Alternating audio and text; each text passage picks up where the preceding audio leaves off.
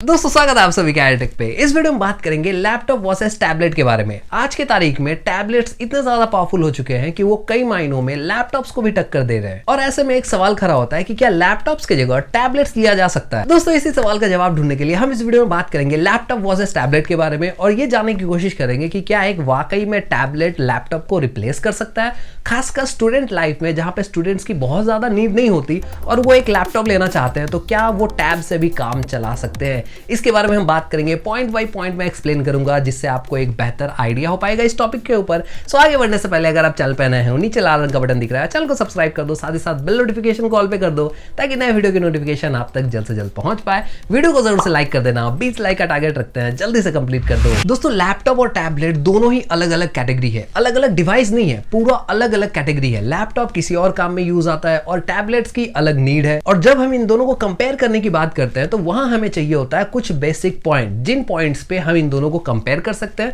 ताकि हमें सही सही बातें पता लग पाए। यहां पे मैंने 3 पॉइंट्स को फाइंड आउट किया है। सबसे पहला है डिस्प्ले, दूसरा है परफॉर्मेंस और तीसरा है कैमरा। इन सब के ऊपर बजट भी आता है और बजट के अलावा भी कुछ चीजें हैं जैसे स्टोरेज हो गई, रैम कैपेसिटी हो गया, बैटरीज हो गई, इन सब के ऊपर भी हम बात करेंगे। लेकिन ये 3 मेन पॉइंट है जिसके ऊपर हम सबसे पहले बात करेंगे। यहाँ पे आप में से कुछ लोगों ने पहले ही जज करना स्टार्ट कर दिया होगा कि किस किस कैटेगरी में कौन विनर रहने वाला है। तो यहाँ पे मैं एक चीज क्लियर कर दूं, चीजें जैसी दिखती है वैसी होती नहीं है। वीडियो काफी इंटरेस्टिंग होगा तो वीडियो को अंत तक जरूर देखिएगा। सबसे पहले कंपेयर करते हैं डिस्प्ले के मामले में। दोस्तों डिस्प्ले कंपैरिजन की शुरुआत करते हैं डिस्प्ले साइज से। तो टैब्स के मुकाबले आपको लैपटॉप में एक बड़ा डिस्प्ले देखने को मिलता है, बट यहाँ पे एक चीज गौर करने वाली है, बड़ा हमेशा बेहतर नहीं होता। क्यों? क्वालिटी मैटर करता है। अगर हम सिर्फ स्क्रीन साइज को देखें तो यहाँ पे एक क्लियर विनर लैपटॉप नजर आता है, लेकिन अगर हम बारीकी से गौर करें कुछ कुछ चीजों पे तो यहाँ पे हमें पता लगता है कि लैपटॉप के मुकाबले कई बेहतर क्वालिटी की डिस्प्ले हमें टैब्स में देखने को मिलती है।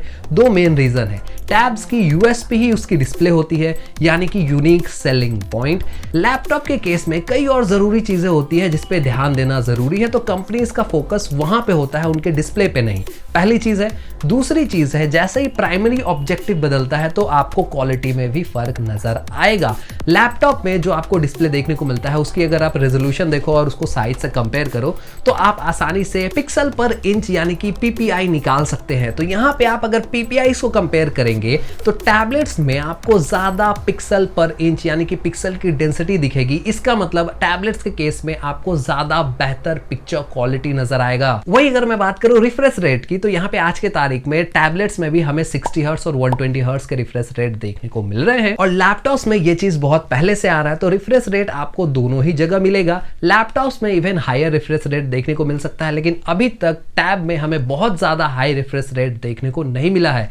यहाँ पे एक और चीज अंत में कंपेयर करना जरूरी है और जिसके बारे में आपके दिमाग में जानकारी होनी चाहिए कि जब हम बात करते हैं डिस्प्ले की तो यहाँ पे डिस्प्ले की क्वालिटी सिर्फ उसकी रिफ्रेश रेट या पिक्सल पर इंच पे खत्म नहीं होती, यह भी मैटर करती है कि पैनल कौन सा है। डिस्प्ले पैनल के बारे में आप ज्यादा जानना चाहते हो तो ये वीडियो देख सकते हो, इसके ऊपर मैंने काफी पहले वीडियो बनाया था, ऊपर आई बटन में या फिर नीचे वीडियो के डिस्क्रिप्शन में आपको लिंक मिल जाएगा। दोस्तों अगर मैं बात करूं पैनल की तो यहाँ पे लैपटॉप के केस में जो भी बजट में लैपटॉप आते हैं उनमें ज्यादातर आपको आईपीएस डिस्प्ले ही देखने को मिलेगा और इससे भी जो कम बजट वाले लैपटॉप है उनमें आपको टीएन पैनल वाले डिस्प्ले देखने को मिलेंगे। वहीं अगर मैं टैब की बात करूं तो आज के तारीख में एक बजट टैब में भी आपको एमोलेड डिस्प्ले देखने को मिलता है हाई रिफ्रेश रेट के साथ। तो ये एक वो चीज है जिसके बारे में आपको पता होना चाहिए। अगर आपकी प्रायोरिटी लिस्ट में डिस्प्ले सबसे पहले है तो आप टैब को यहाँ पे कंसिडर जरूर से कर सकते हो। दोस्तों आगे बढ़ते हैं अपने दूसरे पॉइंट की तरफ। हमारा जो दूसरा पॉइंट है वो है परफॉर्मेंस। दोस्तों यहाँ अगर मैं बात करूं परफॉर्मेंस की तो सबको लगभग पता है, जो भी लोग वीडियो देख रहे हैं उन सबको पता है कि परफॉर्मेंस के मामले में लैपटॉप कई ज्यादा बेटर है किसी भी टैबलेट के मुकाबले। लेकिन मैं उनको एक चीज बताना चाहूंगा कि लैपटॉप को आप कंसिडर करो एज अ कंप्यूटर और वहां पे एक चीज आप गौर करो कि उसमें लगा होता है एक्सटर्नल जीपीयू।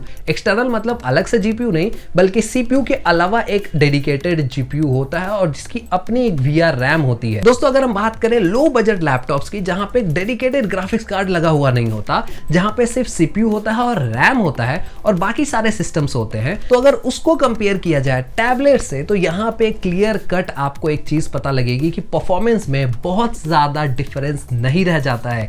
एक चीज की एडवांटेज लैपटॉप को यहाँ पे मिलती है वो है ओएस की। इसके ऊपर हम आएंगे बाद में विस्तार से बात करेंगे, लेकिन सिर्फ परफॉर्मेंस परफॉर्मेंस की बात की जाए तो यहाँ पे बहुत ज्यादा एडवांटेज बजट सेक्शन में लैपटॉप के पास नहीं होता। एक चीज का फायदा यहाँ पे लैपटॉप्स को मिलता है बेसिकली कि उनमें जो प्रोसेसर लगा होता है वो एक डेस्कटॉप वर्जन प्रोसेसर लगा होता है और वो एक काफी ज्यादा पावरफुल प्रोसेसर होता है किसी भी फोन या टैब के प्रोसेसर के मुकाबले। तो यहाँ पे आपको एक पावरफुल प्रोसेसर चाहिए, अच्छी रैम चाहिए, ऐसा कॉम्बिनेशन चाहिए जहां पे आप हेवी सॉफ्टवेयर चला सकते हो, तो आपको क्लियर कट विनर पता है। मुझे यहाँ पे अलग से बताने की जरूरत नहीं है, लेकिन आप बजट सेक्शन में कंपेयर करोगे तो आपको 30 से 35 हजार में जहां पे लैपटॉप की एकदम बजट होती है एकदम लो लेवल पे आ जाता है, क्योंकि 30 हजार से नीचे जो भी लैपटॉप आता है उसमें अगर आप विंडोज 10 चलाते हो तो लिटरली वो कोई काम का नहीं है। तो अगर आप 30 हजार बजट समझते हो और 30 हजार में एक टैब को, एक अच्छे टैब को 30 से 35 हजार में आप कंपेयर करते हो तो आपको पता लगेगा कि tab better value for money है। लेकिन पावर के मामले में फिर भी उस कैटेगरी में भी एक लैपटॉप ज्यादा बेटर है,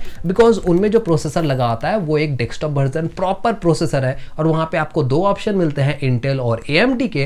टैब के केस में जनरली आपको स्नैपड्रैगन का ही प्रोसेसर एंड्रॉइड के केस में देखने को मिलेगा और एप्पल का जो अपना प्रोसेसर आता है A14 बायोनिक और A13 बायोनिक, उस तरह के प्रोसेसर्स आपको देखने को मिल जाएंगे। और यहाँ पे एक और चीज मैं क्लियर कर दूं, क्योंकि हम बात कर रहे हैं पावर एंड परफॉर्मेंस की। अगर आप ये सोच रहे होगे कि A13 बायोनिक या A14 बायोनिक जो भी एप्पल के प्रोसेसर्स हैं वो टक्कर दे सकते हैं इंटेल या AMD को, तो ऐसा बिल्कुल भी नहीं है। आप याद रखो वो लैपटॉप के प्रोसेसर है, वो प्रॉपर एक कंप्यूटर है और हम यहाँ बात कर रहे हैं टैबलेट के प्रोसेसर की। तो यहाँ पे कंपैरिजन कहीं भी नहीं है, भले वो एप्पल का ही प्रोडक्ट क्यों ना हो।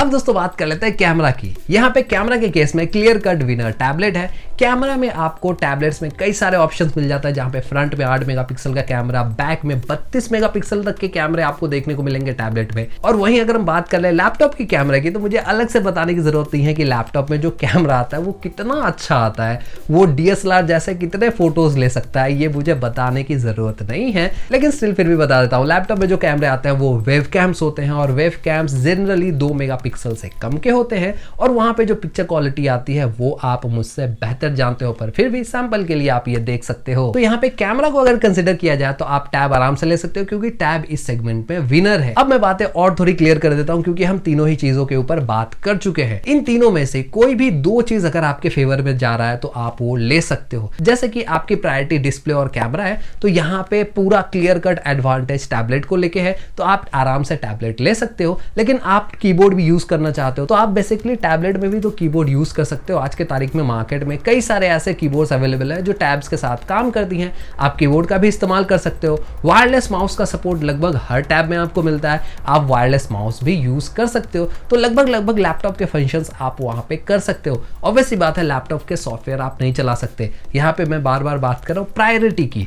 आपकी प्रायोरिटी सॉफ्टवेयर चलाना है तो हम अभी अगले सेगमेंट में, जो कि OS का सेगमेंट है, उसके ऊपर बात करेंगे। लेकिन अगर आपकी प्रायोरिटी इन तीनों में से कोई एक है और इन तीन में से दो फेवर में जा रहा है टैबलेट के, तो आप आंख बंद करके टैबलेट ले सकते हो, आपका काम आराम से हो जाएगा। अब दोस्तों बात करते हैं OS के ऊपर, ऑपरेटिंग सिस्टम।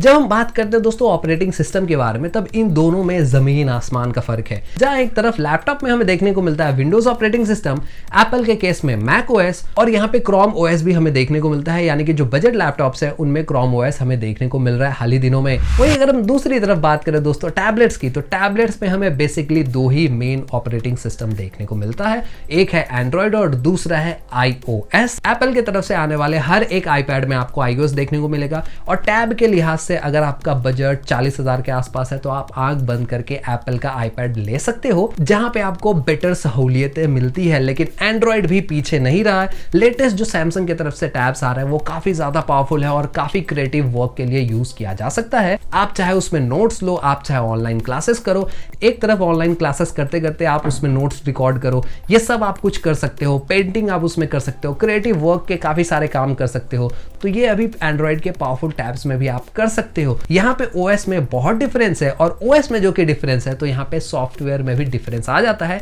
आपकी प्रेफरेंस अगर सॉफ्टवेयर चलाना है और एक ऐसे सॉफ्टवेयर चलाना है जो सिर्फ लैपटॉप पे ही चलता है, तो फिर ये सवाल आपके लिए आता ही नहीं है कि क्या लिया जाए। आप आंख बंद करके सिर्फ लैपटॉप ही लो, भले वो कितना ही कम दाम का लैपटॉप क्यों ना हो। बेटर होगा सेकेंड हैंड लैपटॉप आप ले लो, वो ज्यादा वैल्यू फॉर मनी प्रोडक्ट आपके लिए होगा। तो दोस्तों यहाँ पे अल्टीमेट बात आती है प्रेफरेंस की, कि आप क्या चाहते हो, आपकी नीड नीड क्या है, आपकी जरूरतें क्या है, उस हिसाब से आप डिसाइड करते हो कि आपको कौन सा प्रोडक्ट लेना है। लेकिन जो लोग बेसिकली ऑनलाइन क्लासेस के लिए, ब्राउजिंग के लिए, कुछ क्रिएटिव वर्क के लिए एक डिवाइस हो आपके पास जिसपे आप बाकी सारे काम कर सको, डे टू डे काम कर सको, उसके लिए आपको चाहिए मल्टीमीडिया आप कंज्यूम कर सको, मूवीज वगैरह देख सको, उसके लिए आप अगर डिवाइस ले रहे हो तो यहाँ पे clear cut without any doubt आप लैपटॉप की जगह एक टैबलेट को प्रीफर कर सकते हो। यहाँ पे मैं प्रीफर की बात कर रहा हूँ, लेना है या नहीं लेना है ये आपके ऊपर निर्भर करता है। एट द एंड दोस्तों बैटरीज की भी बात हम कर लेते हैं। बैटरी के केस में लैपटॉप की बैटरी बहुत ही कम होती है, बिकॉज लैपटॉप में बहुत ज्यादा पावर कंज्यूम होता है, तो लैपटॉप की बैटरी उतनी ज्यादा साथ नहीं दे पाती। टैब्स के केस में हमें 8-9 घंटे की बैटरी बैकअप देखने को मिल जाती है रियल वर्ल्ड कंडीशन में, तो यहाँ पे बैटरी के केस में आसानी से टैब एक विनर है। तो आप एक ज्यादा ट्रैवलर हो, बहुत ज्यादा बैटरी आपको डिवाइस में चाहिए, तो यहाँ पे भी टैब आप कंसीडर कर सकते हो। दोस्तों अंत में कंक्लूजन में एक ही चीज कहना चाहूंगा, अगर आप एक स्टूडेंट हो और एक लैपटॉप लेना चाहते हो तो आप एक बार टैब को जरूर से कंसीडर करो। अपने प्रेफरेंस लिस्ट में किसी न किसी एक टैब को रखिए, जानिए उसके बारे में, बढ़िया से रिव्यू देखिए, समझिए वो क्या क्या कर सकता है और फिर सोचिए कि आप उसको ले सकते हो कि नहीं। क्योंकि स्टूडेंट्स के लिए सबसे ज्यादा चैलेंजिंग चीज होता है कि आज की तारीख में वो लैपटॉप ले या फिर एक टैब। लैपटॉप बहुत ज्यादा हैवी वेट हो जाता है, कैरी करने में भी दिक्कत है, पोर्टेबिलिटी इशू आती है, और टैब को आप एकदम किसी भी बैग में रख सकते हो, कोई दिक्कत नहीं है। फोन से थोड़ा भारी रहेगा लेकिन आप उसको आराम से कैरी कर सकते हैं। साथ ही दूसरी तरफ यहाँ एक और चीज है कि सारी चीजें टैब के फेवर में नहीं जाती, लिमिटेशन है टैब में। फ्यूचर में आप उसको अपग्रेड नहीं कर सकते। लैपटॉप के केस में आप अपग्रेड कर सकते हो लैपटॉप को, नया लैपटॉप लेने की जरूरत नहीं है, सिंपली रैम अपग्रेड कर लीजिए। अगर हार्ड ड्राइव लगा हुआ है तो आप एसएसडी लगा लीजिए, एसएसडी लगी है तो बड़ी साइज की एसएसडी लगा लीजिए। आप ये सब काम लैपटॉप में कर सकते हैं, लेकिन टैब में दूसरी तरफ आप उसको नहीं कर सकते। सबसे पहली चीज ये हो गई। दूसरी चीज ये हो गई कि अगर लैपटॉप खराब होता है तो रिपेयर जनरली हो जाता है वो, लेकिन टैब अगर एक बार खराब होता है तो रिपेयर कॉस्ट बहुत ज्यादा महंगा आता है, और एक वक्त को आप सोचोगे कि नहीं नया ही प्रोडक्ट ले लेते हैं, फिर से ये जो टैब खराब हुआ है इसको रहने देते हैं। तो ये एक दिक्कत है टैबलेट्स के साथ, और ये कुछ एडवांटेजेस है लैपटॉप के साथ, और जो सिर्फ आपको लैपटॉप में ही देखने को मिलेगा। तो टैब्स आज के तारीख में भले ही पावरफुल हो रहे हैं, लेकिन वो पूरी तरह से लैपटॉप्स की जगह नहीं ले सकते।